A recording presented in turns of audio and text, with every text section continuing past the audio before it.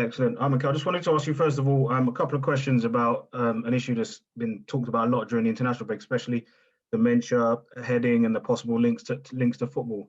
I just wondered, what are your kind of thoughts on that topic and those links? And do you sort of share the concerns that a lot of people have expressed and sort of welcome the added spotlight on the subject? Well, if there are concerns, it's because there is something going on there. And now if we have the technology, the resources, and if we can prove that is something that is going to put in danger the well-being of the players, the kids, or whatever at that stage, we have to consider that very, very seriously. I had my family living in America, my kids playing in America, and they weren't allowed to head the ball at all. So I've been through that, and the way they explained it, it made sense. It's like all the contact and the issues that they've been discovered afterwards in the NFL, for example. So let's dig into it and see what's the best solution for it. I just wondered, how is it, or has it even impacted things you've done in training since you've been a manager or coach, or was it even something you thought about maybe when you were a player, how much heading was being done in training or anything like that? Yeah, well, depending your position as well, it's more common to do it. Even a country, the way the style of play can affect that. But yeah, if it needs to be changed, it's like every rule or different things that we have to adapt as coaches. And if it's in the benefit of the players, we just have to do it. Excellent. Can I just ask you a couple on Arsenal? Danny Ceballos obviously had the kind of clash with Eddie Nketiah at Fulham as well. Is that just a coincidence maybe that he's been involved in two of these incidents, or is there something deeper there? Is there maybe a problem? Well, whether it's that a coincidence or not, it doesn't change things much. It's just the competitive levels that we demand and the standards that we want to set, but obviously it's a very thin line where it's a competitive issue and where it goes somewhere else that obviously we don't support and we don't want. But it's a contact sport. Incidents are going to happen. It's after how you resolve them within the team, within the individuals, and how you move from there. Just lastly, obviously the Aston Villa game is what you're obviously trying to bounce back from. You've been very good defensively for most of the season, but then also you've been struggling for goals and chances up top. So I mean, what was in your analysis, in your reviewing of the Aston Villa game, what's the kind of biggest things that you've taken from that you know you need to look at and try and improve? It's obviously been difficult with so many of your players away as well during the international break.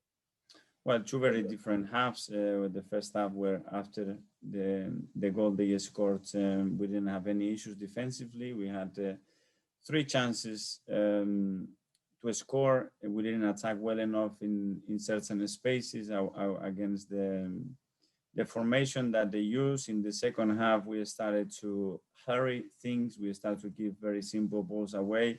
And when that happened, it's very difficult to maintain the right structure to control the transition moments. And it's a team that when you allow them spaces and the structure is not right, they have players that can expose you very much. And it's exactly what happens. The disappointing thing is the way we conceded the second goal as well, and our reaction afterward when we just almost didn't believe that we could get back in the game, and I didn't like at all that approach from the team. But again, all these things are here to learn, to be part of the process that we are in, and try to improve them as quick as possible.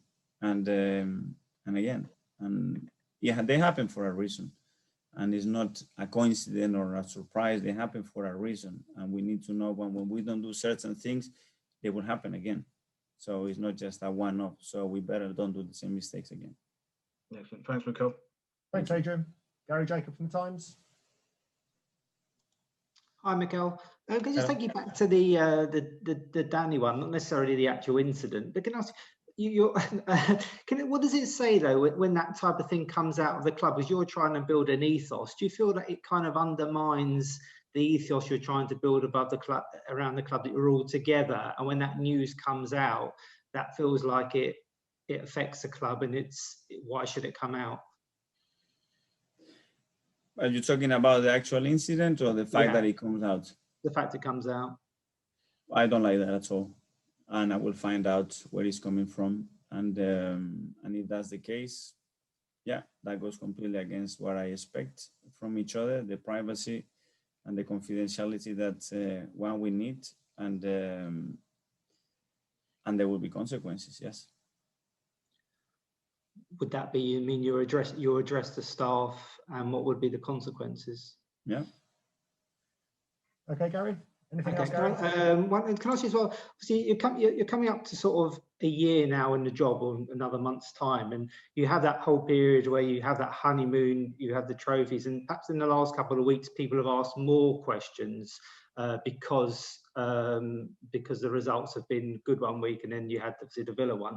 Do you feel that honeymoon perhaps now is over, and you feel a slightly different pressure in the last couple of weeks? Well, I always feel the same pressure because the demands and the standards that I set to the football club, to myself, to the players are always to be the best. And when we don't do it, and even when we win, sometimes I'm not satisfied, or most of the time I'm not satisfied. Honeymoon is a consequence when you do things right, the way we compete with our resources and where we are as a team. I've been 11 months here, means since I have been appointed. Actually, how long I've been training with these players and competing is a completely different story, and how many breaks we had within that. When I lose a football game, it takes me a week to go through it. So I need another game to go there.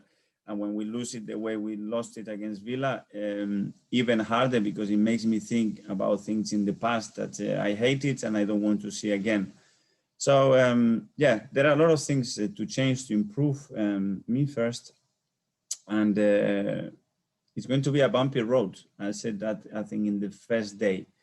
But the optimism that I have, the belief that I have in what we're going to get, and how lucky I feel with the people I have around me to support what we are trying to do, is great. What I'm missing big time is our fans, because to build something like I want, with that chemistry, with that energy relation, without fans, is becoming extremely difficult, because they need to see, both fans and players, that they are getting that synergy between them. And watching it on TV, it leaves you a completely different taste than watching in live exactly what is happening and what your team is transmitting.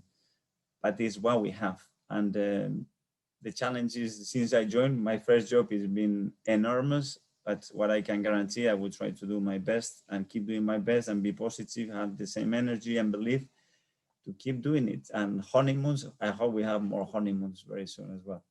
Thank you. Okay, Gary, thanks Thank very you. much.